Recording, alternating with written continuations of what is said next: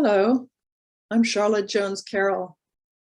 My husband Tom and I signed the membership book here in spring of 1990. That's 32 years ago, so our roots run deep. We've never missed supporting this congregation financially any year since then, and I'd like to share why this is true. Tom and I were married at All Souls Unitarian in 1980 when we lived at DuPont Circle. Back then we were busy with work, travel, babies, so we didn't really get involved at All Souls. But in 1989, we moved up the avenue to Chevy Chase Circle, and we began looking for a church to enroll our daughter in Sunday school. For a long time, Tom felt called to the Unitarian faith because it's a denomination, in his words, that practices humanitarian and spiritual values without requiring belief in a particular dogma. As a secular Jewish immigrant from Hungary who managed to escape the Nazis, Tom knew the importance of humanitarian values.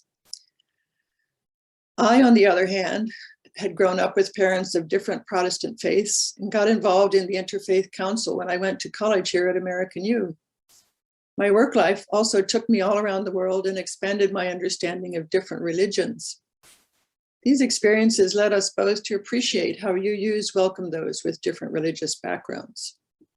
But why River Road congregation in particular? Again, it was Tom who convinced me to try this church within months of moving to Maryland. He's always loved the beauty of this space and the spiritual sense one gets hearing a sermon in this sanctuary. For my part, I was just happy that we quickly found a spot for our daughter in Sunday school, even though it was April and the church year was ending. So we came here for intellectual, aesthetic, and program reasons, but we stayed because, while I'm a joiner, I first got involved in RE as a teacher, a lay leader, and a coming-of-age mentor. I chaperoned teen trips to Boston, El Salvador, and to demonstrations downtown in DC. I later joined the board and then leadership and nominations. I became active in the Central American Task Force and then was on the Social Justice Council. Recently, I started an immigrant and refugee task force.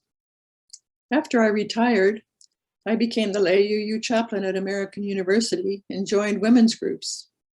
In other words, River Road became my base of operations.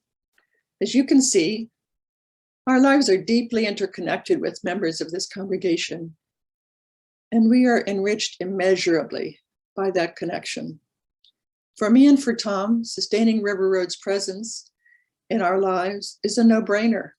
We give what we can give with confidence that it will be well used to continue to nourish this extraordinary congregation. Being part of a loving, nourishing community these days, especially, is a gift we want others to experience. Thank you.